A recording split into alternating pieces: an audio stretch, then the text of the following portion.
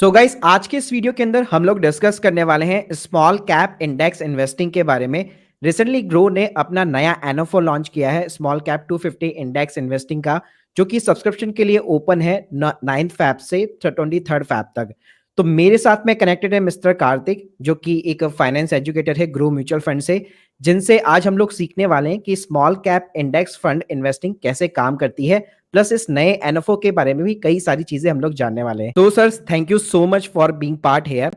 तो सर, सबसे पहले मेरा जो सबसे पहला सवाल ये रहेगा कि इन्वेस्टर को अपनी इन्वेस्टिंग जब वो करते हैं तो हमेशा जो है एक तरह से उनको स्मॉल कैप कैटेगरी क्यों कंसिडर करनी चाहिए? First of all, thanks Divyash for inviting us. It's an honor to be here. देखिए, स्मॉल कैप की जब हम बात करते हैं, स्मॉल कैप के साथ ही लोगों का एक परसेप्शन है दैट एक हाई रिटर्न देने वाला, पोटेंशियल देने वाला एक एग्जैक्टली। कैटेगरी है, एंड उसके साथ it carries high risk also. So high risk high return category वाला एक पोटेंशियल देता है, but at the same time जब हम इस स्टेटमेंट को if you were to substantiate with some interesting data, आप पिछले 10 साल में जो भी स्टॉक्स जो है 10x ग्रोथ दिया है, अगर हम उसका यूनिवर्स देखते हैं तो ज्यादातर स्टॉक्स स्मॉल कैप के होंगे, राइट? उसके एग्जैक्टली। साथ साथ small caps have given highest earnings growth in the last 10 years. जो जब आप इसको मिड कैप या लार्ज कैप के साथ कंपेयर करेंगे, so this is one is given highest earnings growth. तो that makes small cap as a category को काफी एक इंटरेस्टिंग कैटेगरी बनाता है। हर कोई इसमें जनरली एक्सपोजर लेना चाहते हैं, but yes, one need to be mindful of the risks. Correct but correct. हमेशा ये ध्यान में रखना चाहिए, लार्ज कैप और मिड कैप के कंपैरिजन में small cap as a category riskier होता है, जिसमें डाउनवर्ड रिस्क जो बोलते हैं या डाउनसाइड रिस्क जो बोलते हैं वो काफी ज्यादा रहता है, ज्यादा वॉलेटिलिटी रहता है। तो इसीलिए ये वाला रिस्क कम करने के लिए एक पोर्टफोलियो डाइवर्सिफिकेशन जो है वो बना के रखना काफी जरूरी है। Okay sir.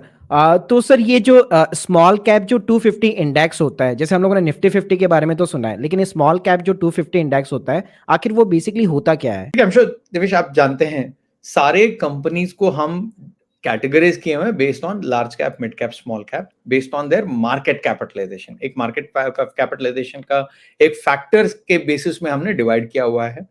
टॉप 100 कंपनीज जो है, रैंक नंबर 1 to 100 को हम लार्ज कैप मानते हैं। 101 to 250 रैंकिंग जो स्टॉक्स है उसको हम मिड कैप बोलते हैं। रैंक नंबर 251 to 500, मतलब ये जो 250 स्टॉक्स का जो यूनिवर्स है, जिसको हम बोल सकते हैं स्मॉल कैप। और एक और इंटरेस्टिंग बात ये है, ये जो 250 स्टॉक्स का जो यूनिवर्स है, जो स्मॉल कैप इंडेक्स जो हम बोलते हैं, उसमें लगभग 21 सेक्टर्स है। सो अभी आप देखेंगे, we have 22 sectors in existence today.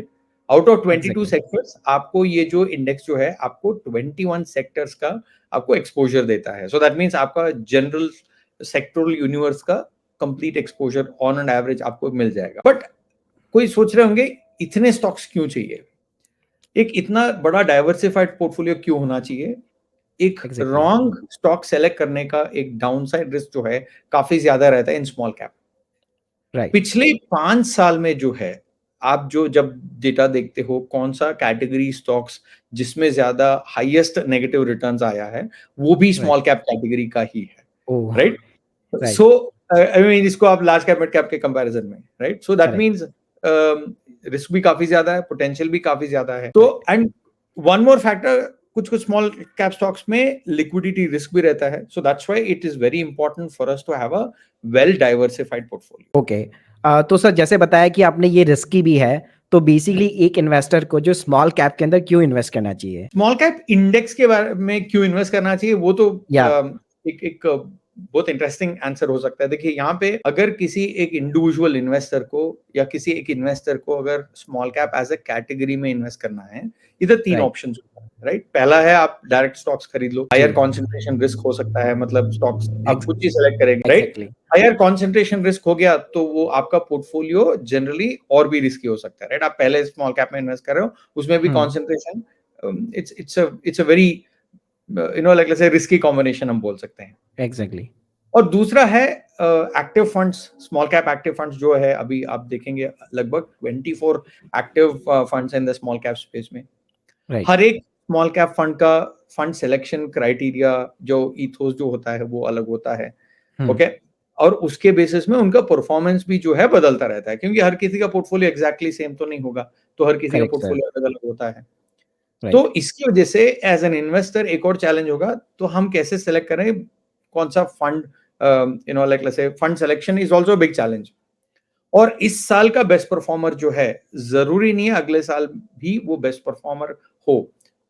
तो ये हो गया फंड सिलेक्शन, ये दूसरा चैलेंज है। The third okay. Option is I can invest through index, एक स्मॉल कैप इंडेक्स के थ्रू इन्वेस्ट कर सकते हैं। Small right. कैप इंडेक्स में क्या है, पैसिवली मैनेज पोर्टफोलियो है, सो दैट मीन्स आपको एक एक फंड मैनेजमेंट फिलॉसफी वो सब का बहुत ज़्यादा रिस्क नहीं होता है इसमें।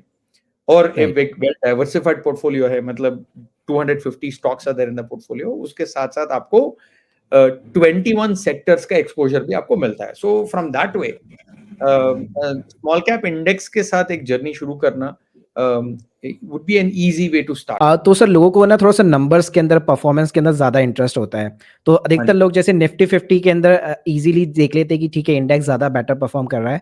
तो अगर हम लोग स्मॉल कैप को निफ्टी 50 इंडेक्स के साथ में कंपैरिज़न करते हैं इंडेक्स को, तो सर आप कुछ नंबर्स वगैरह बताना चाहेंगे हमारे व्यूअर्स को? देखिए जब ऐसे परफॉर्मेंस की बात करते हैं, हम हमेशा हिस्टोरिकल परफॉर्मेंस की बात करते हैं। एग्ज़ैक्टली। और कंसिडरिंग इक्विटी इंडेक्स है दोनों, एक लॉन्ग टर्म परफॉर्मेंस देखना सही रहेगा। आप पिछले 10 साल का आप परफॉर्मेंस देखते हो, निफ्टी 50 ने 12.96% रिटर्न दिया है, CAGR, annualised compounded growth rate जो बोलते हैं, सो 12.96% रिटर्न दिया है।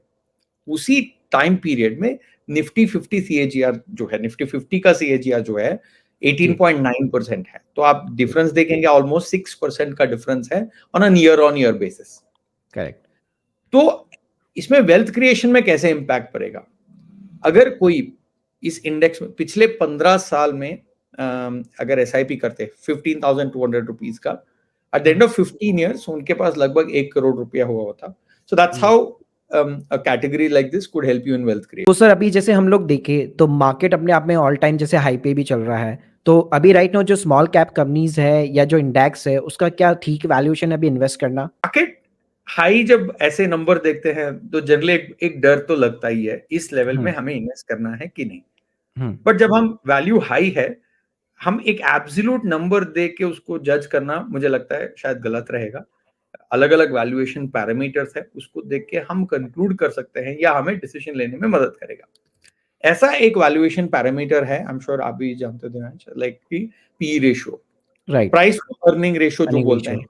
बेसिकली जी, उसमें 2 इंग्रीडिएंट्स होता है, मार्केट प्राइस और अर्निंग पर शेयर। ये जी, हमें बताता है हर एक रुपये का अर्निंग्स के लिए हम कितना प्राइस इन्वेस्ट कर रहे हैं। मान लीजिए अगर पी रेशियो 20 है, that means hmm, 1 rupee of earning हमें पाने के लिए 20 रुपया हमें इन्वेस्ट करना पड़ रहा है, राइट? एग्ज़ैक्टली। बट ये स्टैंड अलोन नंबर, अगर कोई बोल दे पी रेशियो 25 है तो ये अच्छा है कि अच्छा नहीं है, ये बोलना मुश्किल है।